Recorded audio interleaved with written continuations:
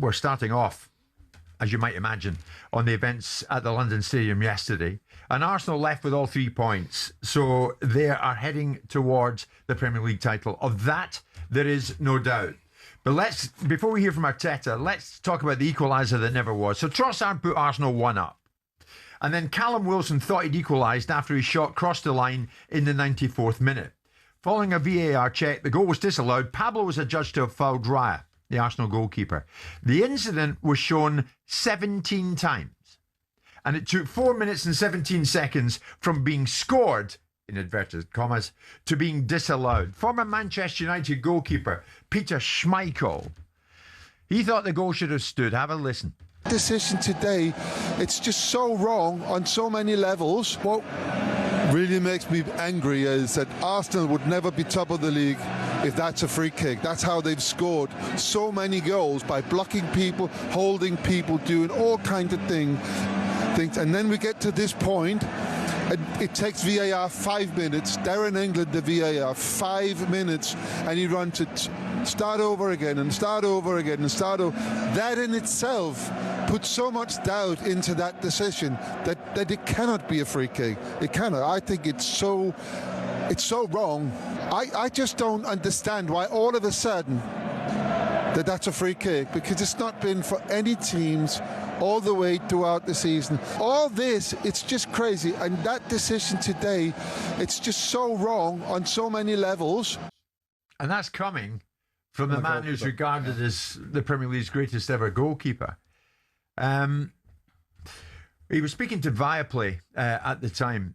What's your take on it, Simon? I saw you nodding to much of what Schmeichel was saying. Some of it, yeah. But I mean, some of the observations he makes, there was empirical observations to be able to support it. You can see, I saw a whole montage of footage of Arsenal set pieces this season where similar things have been done and similar fouls have been committed and similar circumstances in the box have been committed and free kicks haven't been given. But that is whataboutery. Technically and factually, the decision was probably right. The fact that it hasn't happened earlier on in the season is actually a different discussion. Yeah. And it's about refereeing standards rather than the individual decision. So there's a still a bit on YouTube. Yeah, Peter, I mean, he's got right around the throat. Yeah. I mean, if you put it in a still... He's holding his arm. But like anything, for the purpose of a conversation, whatever argument you want to advance, if that was a still that didn't suit Martin's argument, he'd be saying it's a still. Because it's a still that suits Martin's argument, it'll be something that he concurs with. I'd like to think I'm a fair man. Not when it comes to you're not objective about this. Is a just decision.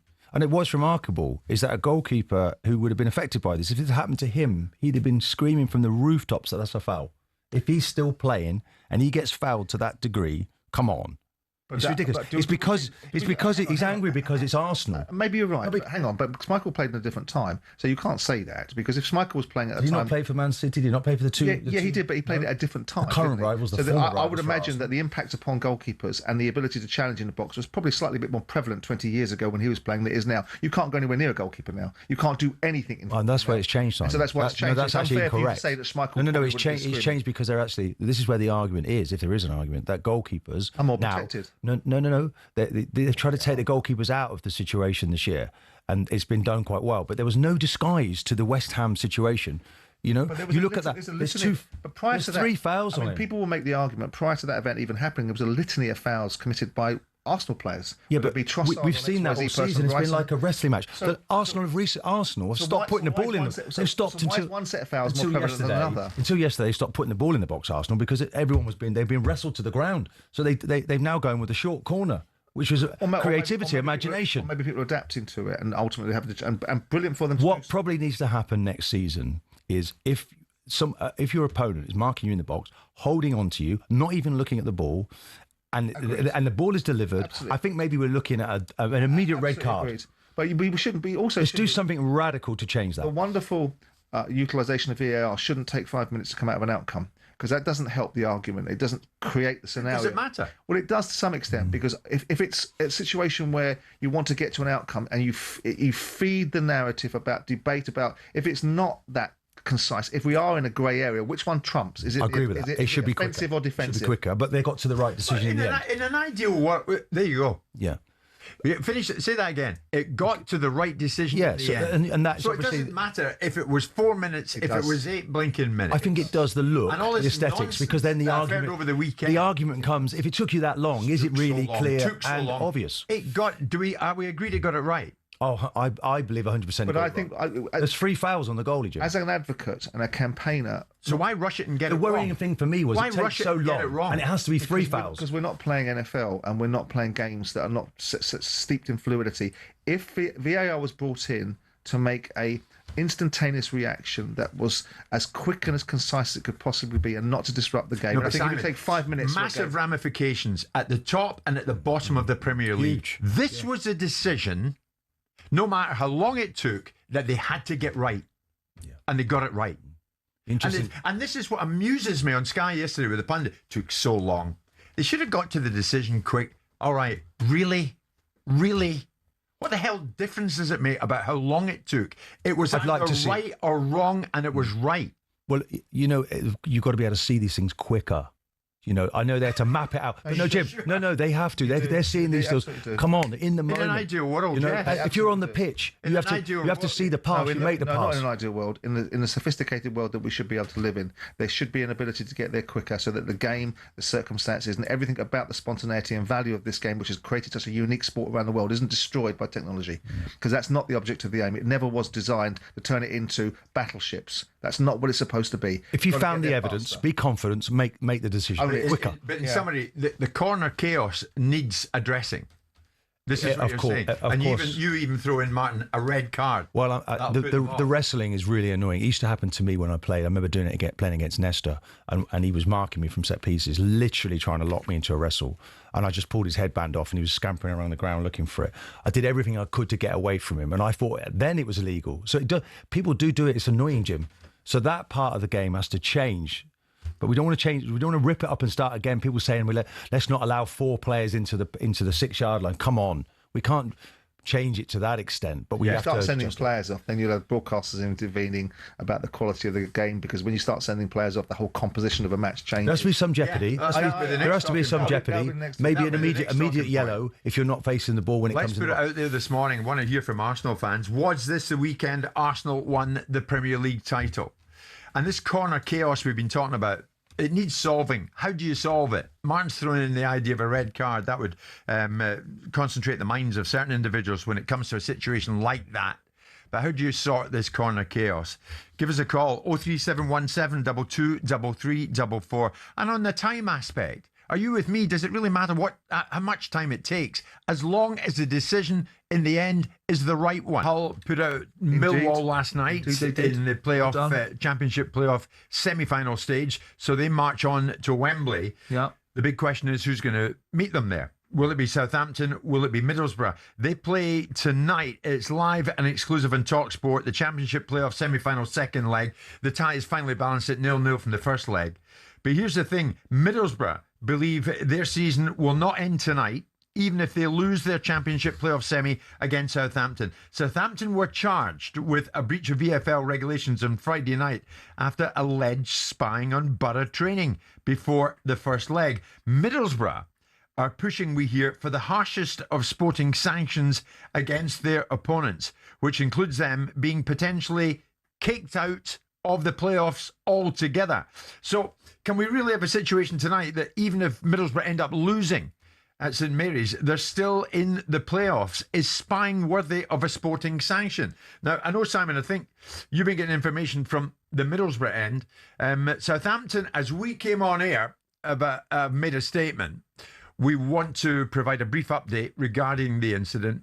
The club is fully cooperating with the EFL and the Disciplinary Commission, whilst also undertaking an internal review to ensure that all facts and context are properly understood.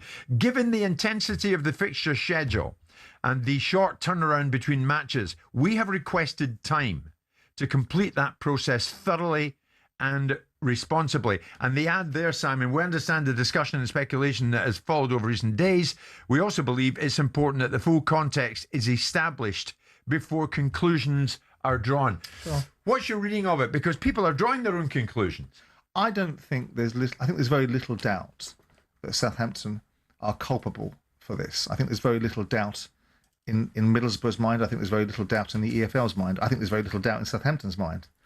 I think if I read the situation rightly, I think they've already coughed to it to Middlesbrough, and I think they've already coughed to it to the EFL. It's about whether it becomes, the argument then will become about what the ramifications of it are. If I read Steve Gibson and know him as well as I do, his attitude will be probably initially a little bit of mirth.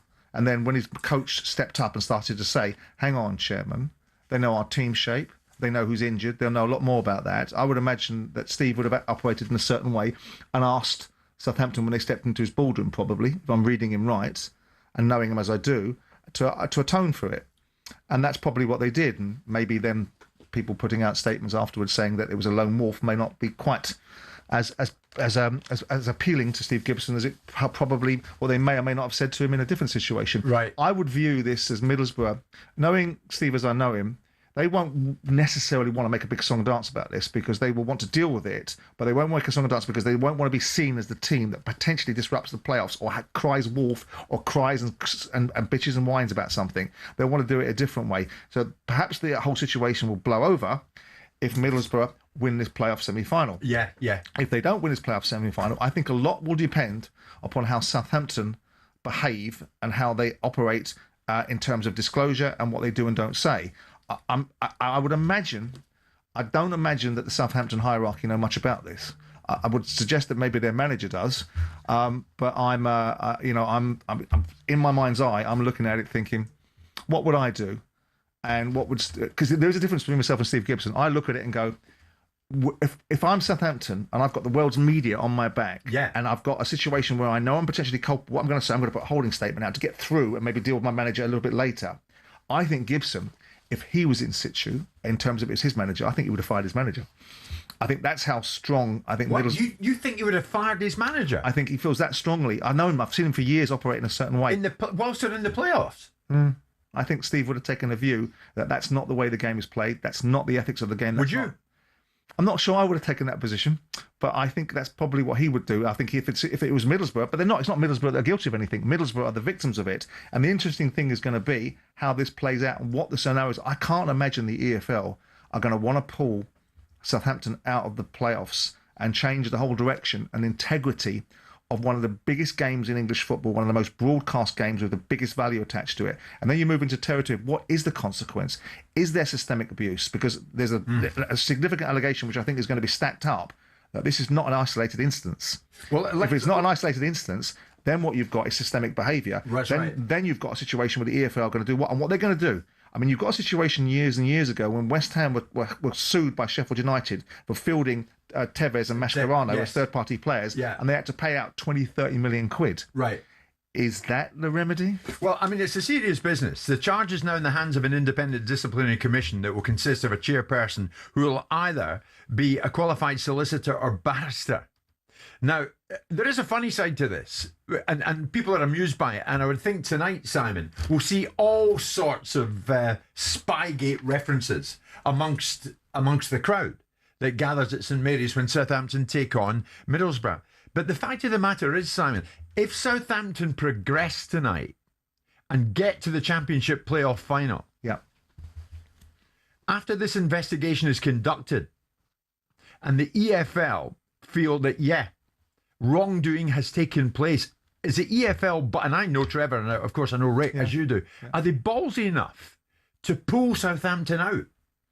Well, I mean, look, you've seen them recently change the direction of travel. When I was in the mix for Sheffield Wednesday, and I said to Trevor, and not so much Rick, but Trevor, you cannot sanction Sheffield Wednesday 15 points for the 25p in a pound. Pack it in, it's nonsense, it's crap, it's guidance.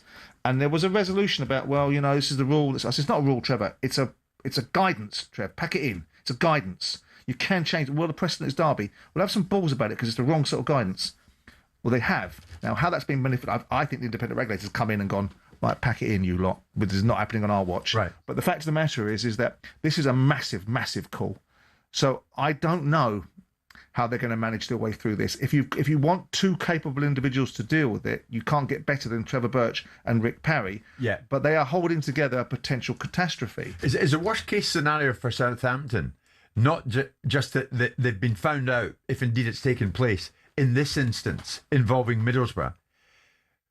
Is the worst case scenario for them if it's found out that they are repeat offenders and have been for some time. Now, that's got to change the landscape, hasn't it? Yeah, of course it has, but the point is... Therein, Dragon Solak might do what Gibson might have done and get rid of Eka. But that requires, he may well do, that requires a significant investigation, which is going to require a passage of time. And the window of time to do this is what? Until the end of May.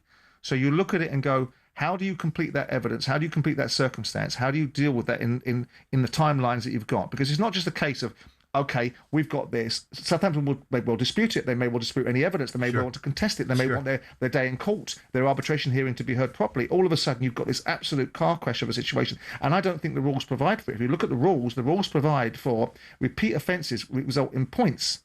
Well, this is not points. This isn't points. This is removal from a promotions perspective. Now, points earlier in the season may have the same effect, but we're at the tipping point. You're playing in the playoff semi-finals. You're one game away from the Premier League. You're not midway through a season where 3 points are being deducted and you get an opportunity to redress the balance. And I don't think the rules provide for a situation like this. So all of a sudden, it's a degree of interpretation.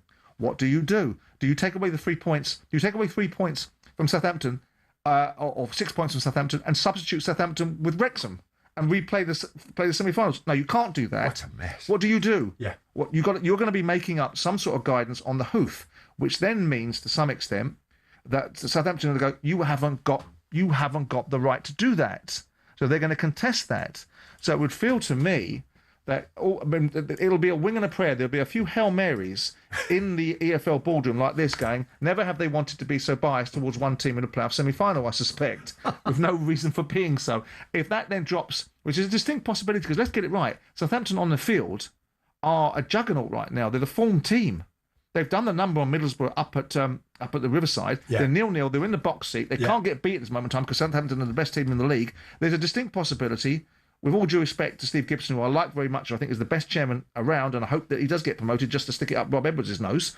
But notwithstanding that, all of that leaves a conundrum in the EFL's mind. So I wouldn't want to be Rick Parry, either side of it. Well, it's going to be some atmosphere tonight at St Mary's, because Middlesbrough fans will travel in numbers. Of course they will, for this semi-final second leg. It's live on talkSPORT. Southampton finished their statement. Our focus now turns fully to this evening's game. This is the time for all of us to get behind the team and create another special atmosphere at St Mary's. It's going to be some atmosphere. There is no doubt about that. Here we go. Coming up next, have Spurs somewhat thrown West Ham a lifeline. We're going to get to that. A lot to get through this morning. Live this Tuesday morning on talkSPORT with Selco, where the trade goes. In the Premier League, what a battle is going on to avoid the drop. And of course, it's down to two, Spurs and West Ham, fighting like crazy to avoid going down to the Championship. Last night, Spurs drew with Leeds, leaving the relegation race finally balanced. Spurs are on 39 points in 17th. West Ham on 37 points in 18th place. After the match, Roberto De Zerbi decided to take the positives out of that draw. In the last 4 games, we made 8 points, but we deserve more than 8 points, but more than 8 points. And for that, I'm positive. I'm happy, and I'm looking forward to start to work in this week and to prepare the next game. For sure, we didn't win 2 games, the last 2 games, but as a coach, I have to consider the performances, not just the result. Because today, if we win today, nothing changed in terms of performance, because anyway we didn't play a great game. But we have to be honest and to say we didn't play a great game, even if we win, no? And today we didn't win, we didn't play a great game, and we have to be honest. Well, he got there in the end. But I mean, the fact of the matter is, De Zerbi and Tottenham Hotspur, Simon, had the chance to go 4 clear with 2 games to go. And they didn't. They blew it. Yeah, I watched it. So, in the process, did they throw West Ham a bone here? They absolutely did, yeah. I mean, it's like watching Spurs after Leeds scored. It was like watching that scene, Legend, in the film where Tom Hardy plays both versions of the Krays, and Ronnie Kray's laying on the floor going, I'm very, very fragile. That's how Spurs were after Leeds scored. They looked like they were completely air went out of the team. They looked completely bereft of any confidence, and they're bloody lucky to get out of that game with a point in the end. Because, you know, that goalkeeper. The goalkeeper that, by the way, everyone said was toast. All these so-called experts have said he's done now, he'll never play again. Shows you what a bit of resilience can do in society, doesn't it? You can actually come back from a bit of adversity. And he kept him in my view, he might have kept him in the Premier League with that save. You know, in the last 3 or 4 minutes of the game. It wasn't a penalty before people start jumping on the bandwagon about James Maddison. Him being back on the pitch is a boost, but they were poor side. And he's papering it over. And the fact that De Zerbi, I mean, they're very, very lucky. You know, in due respect, to have played Wolves, who are a very poor side, and to have played Aston Villa that just simply didn't turn up. They were good against Brighton, but it's an interesting factor that it's De Zerbi against his old side. Yeah. Against Leeds last night, it's like me saying when Anthony Joshua goes in with a live one, he's going to be in trouble. They went in against a live one against Leeds last night, who were decent, and put it amongst them. And Spurs were lucky to get out of that game. Now, there's nothing more than Chelsea are going to want to do in 9 days' time than to help Tottenham exit the Premier League. Yeah. So it's up to West Ham now. If West Ham's performance against Arsenal, if they put that performance in against Newcastle, irrespective of playing at St James's Park, if West Ham get a result, a win, Spurs are bang in trouble again. Because who have they got? They've got Everton and they've got Chelsea, right? Everton, right. Everton last game of the season. Everton last game of the season, which is where it might go down to. I mean, you kind of want it, don't you? You kind of want West Ham to win at Newcastle, with due respect to Eddie Howe, so that the whole intrigue comes to an absolute crescendo. Yeah. And it comes, and of course the atmosphere at Stamford Bridge will be absolutely electric, because Chelsea hate Spurs, don't they? So with that in mind, De Zerbi will know that they missed it. However they got through that game, they probably really had to win it. I'm not saying that's a nail in their coffin. I'm saying they've opened the door again to West Ham. Yeah. I mean, this was not a pivotal point last night for Tottenham Hotspur. No. This was an opportunity missed, undeniably. And De Zerbi maybe should have said that. He can't. When's he going to waken these players up? He has woken them up. He's getting more out of them than was there before. Don't forget, he's had very little time to do it. I'm not his biggest fan, and I think I'm not his biggest fan. And I think his reputation is massively bigger than his deeds. But he comes with a reputation, and the Brighton players say how wonderful he is, and I'm sure that the Marseille players say the same. But if you actually look at his record of the clubs that he's been in, it's really only Shakhtar Donetsk, Brighton, and to some extent a little bit of Marseille that's built him some reputation that makes him a world beater and third highest paid manager in the Premier League. Work that out, right? Who gives you more cause for belief, West Ham or Tottenham Hotspur? Well, West Ham's form is, in my view, despite the fact that Spurs have made up 4 points on West Ham because they've lost 2 games back to back, West Ham, to me, are the better side right now. They're playing with more resilience and more determination, and they're unlucky not to have come out of that game against Arsenal with a little bit more than nothing and a bit of credit. Yeah. But Spurs have got the points.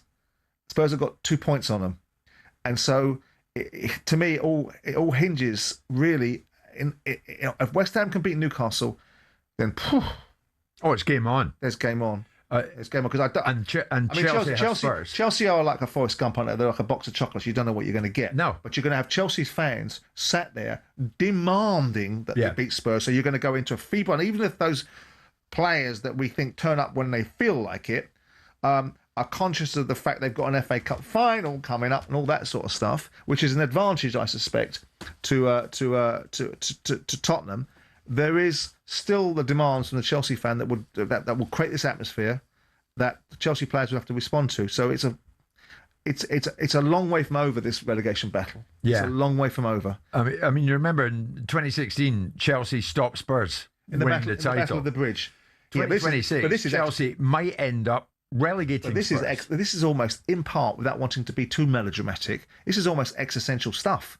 This is Spurs and Joe Lewis and his little desires to build this football club into something better and perhaps sell it for £3.5 billion down the toilet if they get relegated. Yeah. And everything's up for grabs. The playing squad will be decimated. Yeah. The club will be a laughing stock. Lincoln will be singing about Spurs every week coming down to their stadium like they did the other day. The whole thing is off. The whole gambit is up. And the players, you can see it. Look at the fragility in that squad of players. Look at the way they reacted to Leeds scoring that penalty. Yeah. They had nothing. They didn't know what they were doing. They had nothing about them. I sat there thinking, well, they're going to have to react to this. And they really didn't. No, they just about held themselves in the game. They didn't. I wonder what Battle of the Bridge would be most damaging and defining, 2016 or 2026. Oh, 2026. I mean, can you imagine? Not winning the league, and not being the best in the league is nowhere near the same as getting kicked out of the league you are supposed to be a mainstay in, and ultimately are so valuable. You've got the best stadium in the world. You've changed your chairman because there were better days ahead, and you've relegated yourself. I mean, you couldn't have written it. Former West Ham manager David Moyes takes his Everton to Tottenham Hotspur on the final day. There you are. Phenomenal. Not over yet, not by a long way. Spurs fans, if you want to give us a call this morning, please do, because last night I thought the support, from what I could gather at Tottenham Hotspur Stadium, was superb, robust, loud throughout. You're doing your bit, but why aren't the players? 03717 22 33 44. Whether you like it or not, did Spurs just throw West Ham a bone? It would seem they did. talkSPORT understands that Anthony Gordon has agreed terms with Bayern Munich, but there remains a significant gulf between Bayern and Newcastle after the clubs began talks. Newcastle said to be seeking 75 million plus. There's optimism the club's valuation will be met given the volume of initial interest.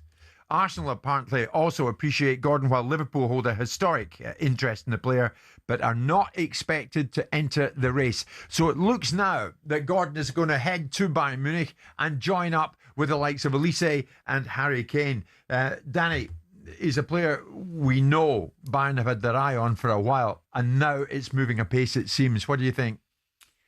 I'm a little surprised. I mean, I like Anthony Gordon. He's got great strengths and qualities. His consistency is a problem.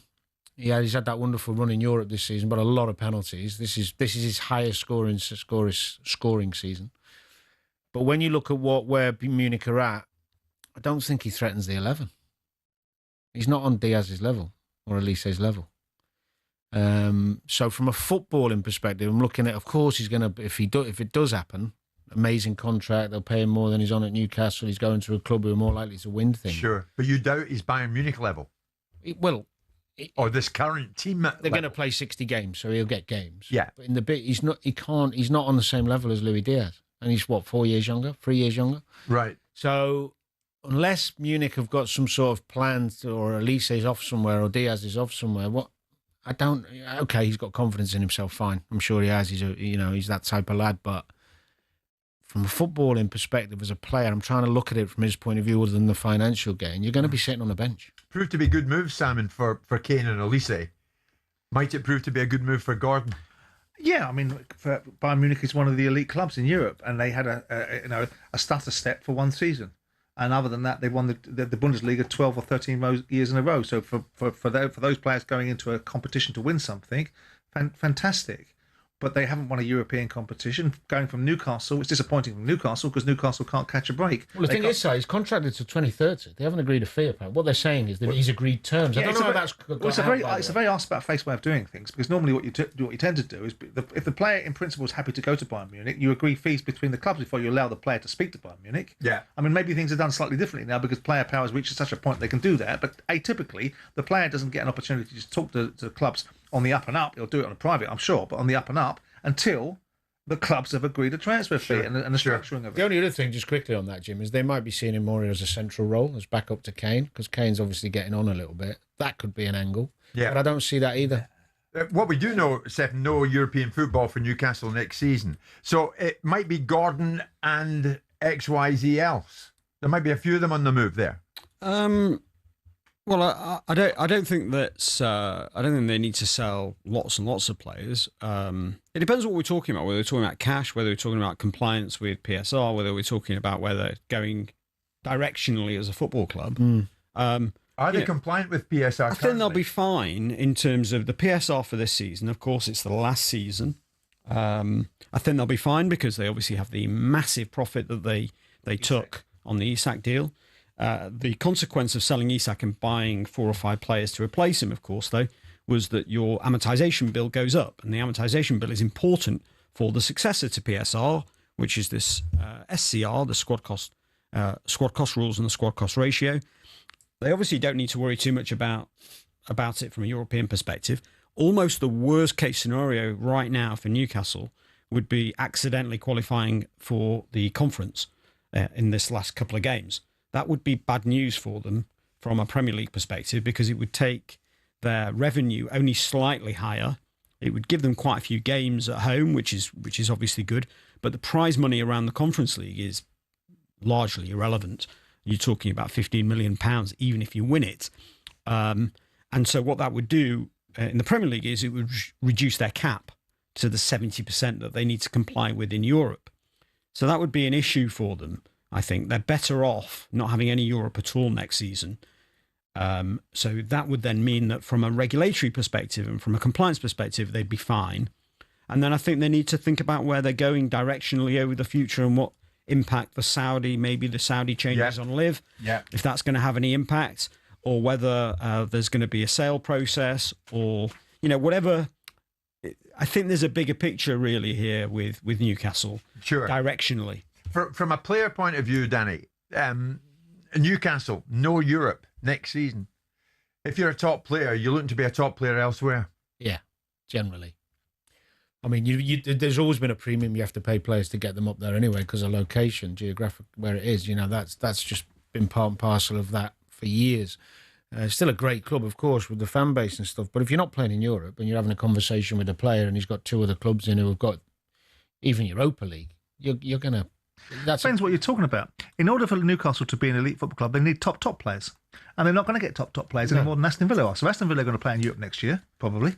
They're not going to get top players. You'd still get... And the top players are going to go to the legacy football clubs like Liverpool, Arsenal, Manchester City. And that is the problem that Newcastle have. Well, there is one counterpoint to this, which also applies to the sales. There's not that much money around. So Bayern Munich buy Gordon. That almost takes them out of the market. I don't think they're going to buy multiple players at 75 million pounds. Yeah. No. So if Munich are out, then you've got Real Madrid. Well, Real Madrid can always spend money, but they've found a really reliable stream of player off free transfers because of the scale of the club and the quality of the club. They can bring players in for free. Yeah. So they've got a bit more reluctant about paying big fees. Then you've got Barcelona, who apparently can't even afford 30 million euros for Rashford. So they've clearly got some financial issues. Yeah. You've got Atletico Madrid, who, they may spend a little bit. And then you've got the Premier League teams. Yeah. But it's a very, very small market now in terms of the clubs that can spend over £40 million on a footballer. Players, yeah. If you look at the last 2 or 3 years, there's almost no business out of Europe above 40 million quid, aside from Real Madrid and Bayern Munich. And, PSG, even PSG have actually pulled down their average spend per player. So there's just not that many clubs that can take Sandro Tonali or can take Guimaraes at 29 or whatever he is. Can, and that's often where they're going. So I understand the argument. But how many? How many can they take? How many can they take? Yeah, but how many players do Newcastle need to lose? They've only got a certain amount of players, 2, 3, 4 players. Of Newcastle. Well, Tonali could, Arsenal take him, Liverpool would take him, United would take him. And have the means to do it. Gordon, if he leaves, there's another one. But from a Newcastle perspective, this is not looking good. Give me areas, yeah. Bruno, you take 3 or 4 of their players and they're a depleted team. Yeah, but from Newcastle's perspective, it makes sense to take 75 million for Gordon. Absolutely, it does. Well, I think that'll be the only very major sale. I think they will try and resist the sales of these other players we're talking about. From what point of view are we trying to say it makes sense? If you don't need the money and you're trying to build a team to be successful, it makes no sense. Well, you send him for 45 million. But if you don't need the money and you're trying to build a team to be successful, you're not going to build a successful team by selling your best players. The idea that Chelsea are building a model to sell young players is the team that creates the value, not the individual players. So if you're building silverware and players within the confines of it are going to get you there, how are you going to get to where you want to get to? How is the capital worth of a football club increased? By being at the very elite end of the pyramid, i.e. winning the league or being part of an elite faction. How do you become a elite part of faction? By being in the top 6. You don't be in the top 6 repeatedly and endlessly and have value by doing that, by selling your players. Well, you've got doubts that he's an elite player, don't you, Danny? I like him a lot. I just think when you're talking about Munich, one of the best teams, 3 best teams, 4 best teams in the world. Yeah.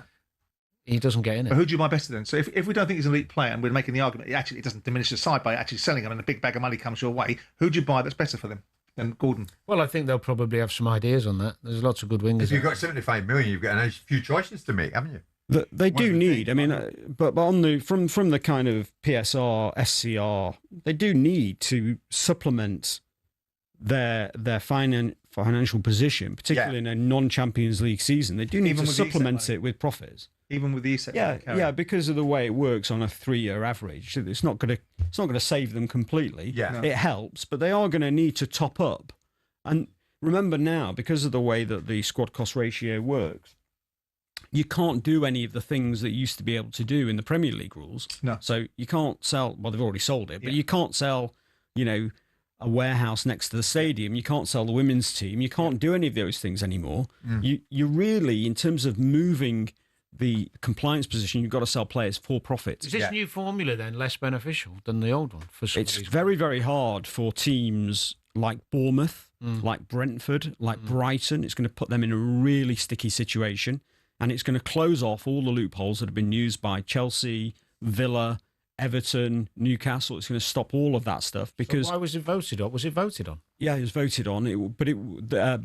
Bournemouth, ironically, voted against it because they said this is going to be massively unfair for us. Let me put you in a sticky situation before you leave us. 115, Manchester City. Any news? I think it's coming quite soon.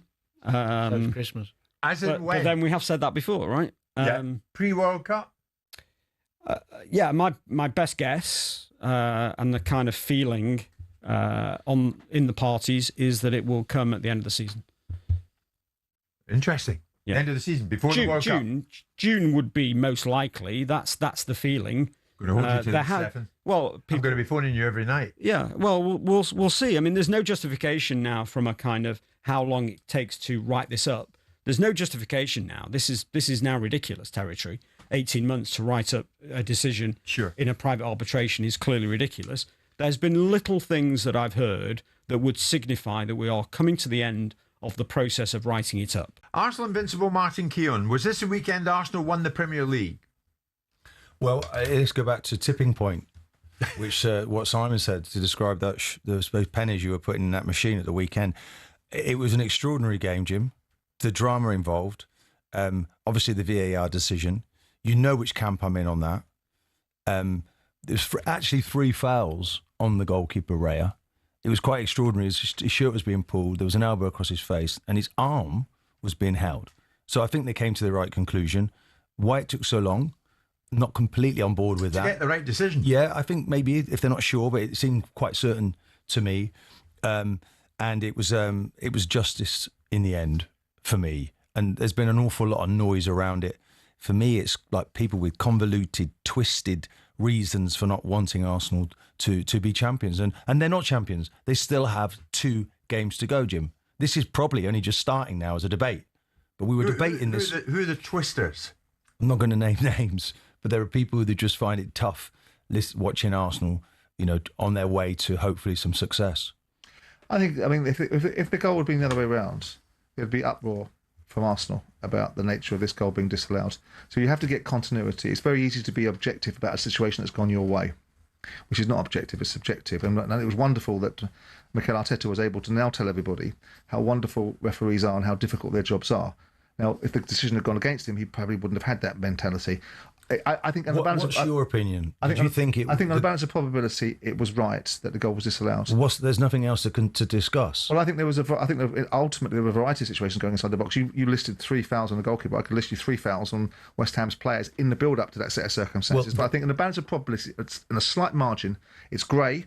I think the goalkeeper made a 4-act play out of it when he went down. But I think on the balance of probability, by the circumstances that we now judge ourselves by, not because I think the principle of how this goalkeeper should be put under pressure, there should be challenges. They get away with murder a lot of the time. But on the balance of probability, I think so. The moment Fernandes in that game, watching that game, the moment Fernandes missed that chance, I was sitting with somebody. I turned around and said, Arsenal will win this game 1-0. Because you could just see that moment when West Ham opened him up, he should have scored, brilliant goalkeeping, kept him in the game, which you have to have, and then Arsenal did their job. They won the game. This was a bloody hard game for Arsenal. Oh, yeah. And that is the making of champions. They had to do what they had to do. Just to get back to that, so Ødegaard gets into that little pocket on the right-hand side, and he's quite magnificent. Now, and Trossard scores for the first time in, 26 games? So these two have had difficult moments, and this is going to be about the squad if Arsenal win it. But Ødegaard, in that little pocket, kept probing. I actually said, I'm sat at home and I'm saying, we've got them. We've got them. This is going to be a goal. And bang, it goes in. That's right. Do you know, it just had that feeling. Shall I tell you why this idea that Martin has, that people can't acknowledge it? Because there is a lack of objectivity from Arsenal pundits, whether it's him, whether it's Ian Wright, they're so seeded in their support, they're further for their team. And I understand why, because he played for the football club. But I think it's also incumbent upon people that are in the media to be objective and balanced and take constructive criticism. Whenever I'm talking about Crystal Palace, I bought and paid for that football club. I didn't get paid to play for them, so I'm able to be objective about it. And that's the reasons why I think certain people in the media get a bit fed up with the Arsenal pundits, because they are... So who's got skin in the game then? These detractors seems to come from former Manchester United players, doesn't it? Or somebody who's got a foot in the camp of Man City. You didn't want to name them a minute ago. No. So I'm talking about the reasons why... So you can't say that no one... If I push back They've against all got a skin in the game. If I push back against you, there isn't a neutral. I'm listening to you not being objective, because I understand why you're not objective. You're fully committed to the Arsenal camp. Ian's the same. But if you're looking from the outside in, and it might be you didn't want to name him. You're now saying it's the Man United camp. I believe that there was justice served yesterday. It would have been an injustice. I don't think it was justice. I think it was the right decision. Yes, it was. Eventually, ultimately, it was. I don't think it was justice, because I just think it was the right decision. But you want the right decision. That's why the disappointing thing. Yes, of course. The disappointing thing is that it takes 4 minutes to get to that point. The disappointing thing is it's Arsenal that have actually profited from this decision. That's where you let yourself down. Put your hand in the air. That's where you think the narrative is, Martin? I think whether people like it or not, that this is Arsenal have been the most discussed prospective champions of all time. The Schmeichel comment, which I accused him of being deranged, that was 4 games into the season, saying that Arsenal were ugly. They were just a set-piece team. So that was setting an agenda right at the beginning. Well, Schmeichel that's across the board. To say about the awarding of that, or the non-awarding of the penalty. We'll come to that after the break. We'll hear from Mikel Arteta after the break as well. Because the short and the tall of it is this. Arsenal have gone 5 clear with 2 games to go. They host Burnley next before finishing away to Palace. Martin, I don't think you gave me an answer to this, but in a sentence, give me an answer. Was this the weekend Arsenal won the Premier League? We'll have to wait and see, won't we? Of course we will have to wait and see. There's still 2 games to go. If Arsenal, it was nearly... Are you worried about Burnley? Come on. The hard yard. I know you don't disrespect Annie. I know you don't want to jinx things, but in the real scheme of things, in a grown-up conversation, the hard yards have been done against West Ham. What's the narrative you're looking for? If you're sat here the day after the Burnley game, what's the narrative you want? Arsenal to mess up? No, that's a huge story. From a media point of view, if you want an intriguing story... Do the job. Do not be distracted by all the noise. There you are. You're at the wheel. Do their job. You're busy at the wheel. Don't look behind you. Keep going. You couldn't want, really, when you think about it, you couldn't want better games. You've got Crystal Palace playing in a European Conference tournament and probably not having anything to play for, and Burnley, who are rubbish. So you couldn't want any better opportunity to be able to seal the deal. It's disrespectful for Palace, although they have a major game 3 days later. Talk about Aston Villa then. City. Was it disrespectful for Aston Villa fans when they didn't turn up against Spurs last week?